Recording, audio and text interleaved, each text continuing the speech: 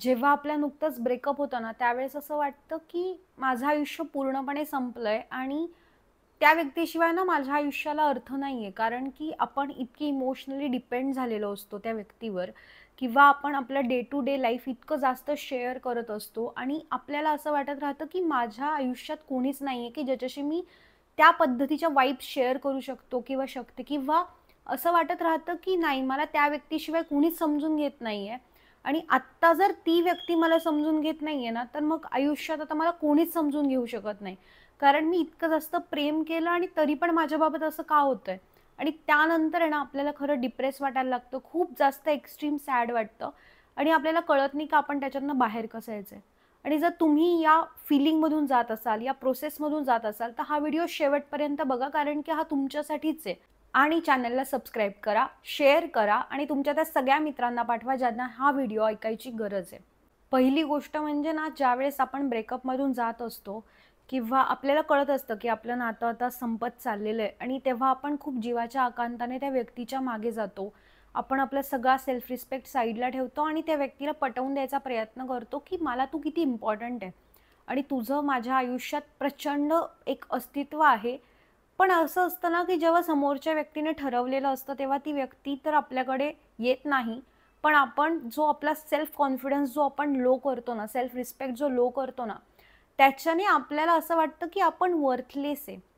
आणि मग अशा वेळेस आहे ना, अनेक जण असतात, की जे ना सेल्फ डाऊटमध्ये जातात. असं वाटतं, की माझ्यात काहीतरी कमी आहे, म्हणून माझ्यासोबत कोणी राहत नाहीये किंवा माझ्यातच असं काहीतरी कमी, की मी ते समोरच्या व्यक्तीचे एक्स्पेक्टेशन फुलफिल करू शकत नाहीये.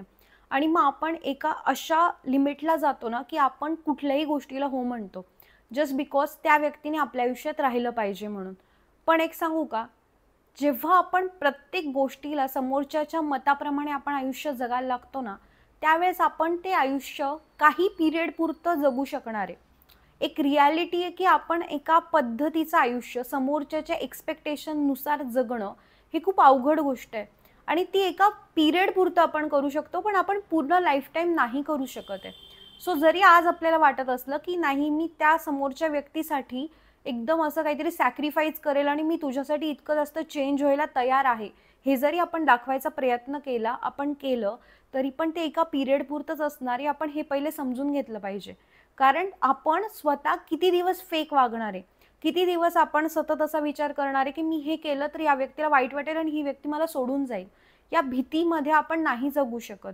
सो ज्यावेळेस असं असतं ना, की एकतर आपल्याला वाटत असतं, की हे रिलेशन आता पहिल्यासारखं राहिलेलं नाहीये आणि ब्रेकअप करायची गरज आहे. पण आपल्याला कळत नाही, की त्या व्यक्तीशिवाय कसं काय राहू? मला इतकं त्या व्यक्तीसोबत राहायची सवय किंवा एक तर असतं, की समोरच्या व्यक्तीने ब्रेकअप सांगितलेलं असतं. तर अशा दोन्ही कंडिशनमध्ये ना आपण जेवढं रॅशनली विचार करू आणि जेवढं रिॲलिटी बेस विचार करू म्हणजे आपला एक इमोशनल ब्रेन असतो आणि एक प्रॅक्टिकल रॅशनल ब्रेन असतो. तर जेव्हा आपली लिम्बिक सिस्टीम जी वर्षानुवर्ष चालत आलेली आहे आणि एक तो एक आपला ॲनिमल ब्रेन आहे, की आपल्याला जसं भूक लागते. ह्या ज्या गोष्टी असतात, ते जे इम्पल्सेस असतात, ते एक लिम्बिक सिस्टीममधून आलेले असतात. आणि सेम जे इमोशनल ड्रिव्हन आपण जे डिसिजन घेतो, ते पण लिम्बिक सिस्टीममधूनच आपण घेतो. इमोशनल ब्रेन तेव्हा ॲक्टिव्हेट असतो आणि हाय चान्सेस असतात, की अशा केसमध्ये आपले डिसिजन चुकू शकतात. पण एक गुड पार्ट असा आहे, की आपला रॅशनल ब्रेन, प्रीफ्रंटल कॉर्टेक्स हा जो ब्रेनचा भाग असतो ना, तो स्वतःच ॲक्टिव्हेट करू शकतो. आणि बाकीच्या प्राण्यांपेक्षा आपला 40% हा पी-एफ-सी असतो. सो आपण बाकीच्या प्राण्यांपेक्षा आपण हुशार मानलं जातो. आपण बुद्धिजीवी मानलं जातो.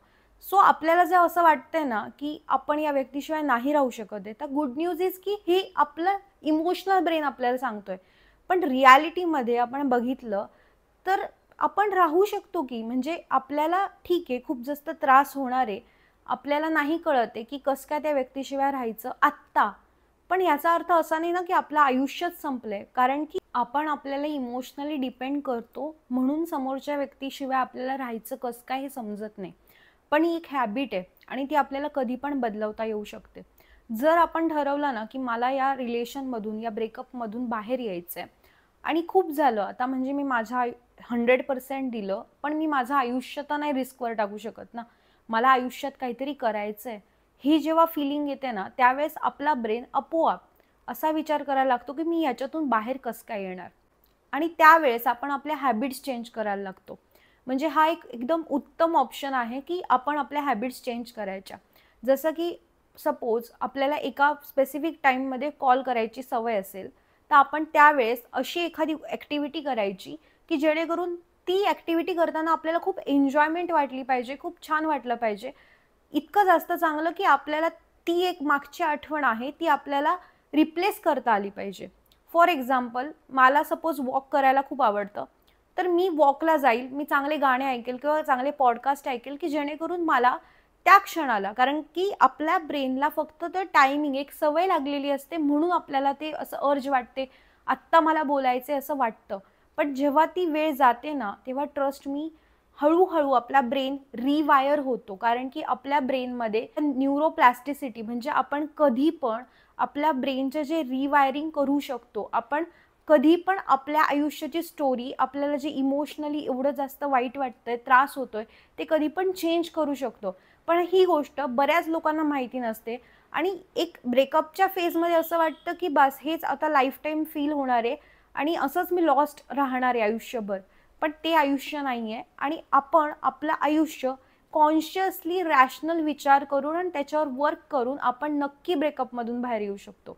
आणि सर्वात इम्पॉर्टंट गोष्ट म्हणजे जेव्हा आपण रिलेशनमध्ये असतो तेव्हा आपण त्या व्यक्तीसोबत इतकं जास्त अटॅच्ड असतो आणि सगळ्या गोष्टी, सगळे रिलेशन त्या एका व्यक्तीमध्ये शोधत असतो.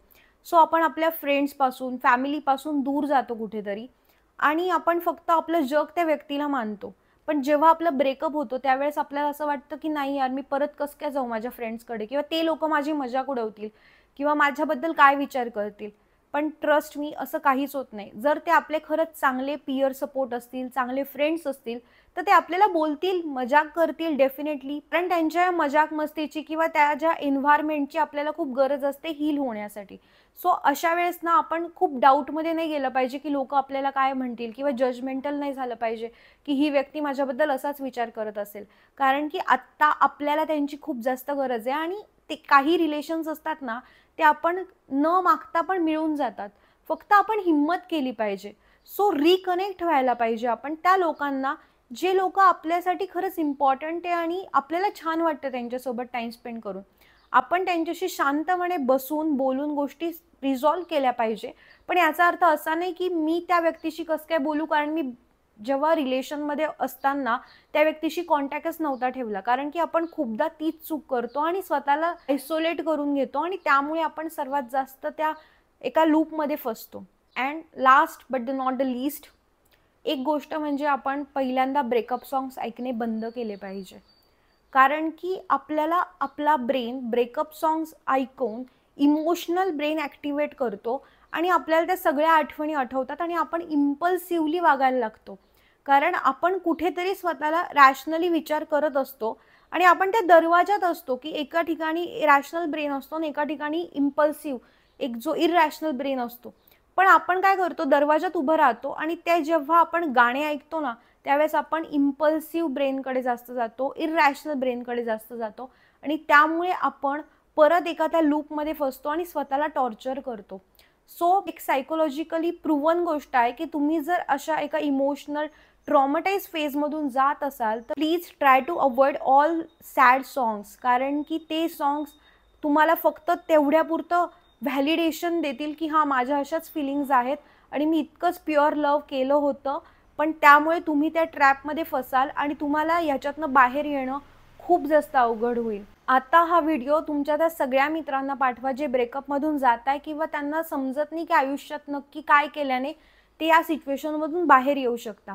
प्लस माझ्या या चॅनलला सबस्क्राईब करा, कारण की मी दर रविवारी असेच इंटरेस्टिंग टॉपिक्सवर व्हिडिओज घेऊन येणार आहे आणि तुम्हाला नेक्स्ट कोणत्या टॉपिकवर व्हिडिओ बघायला आवडेल हे मला कमेंट करून सांगा. प्लस हा व्हिडिओ कसा वाटला हे देखील सांगा.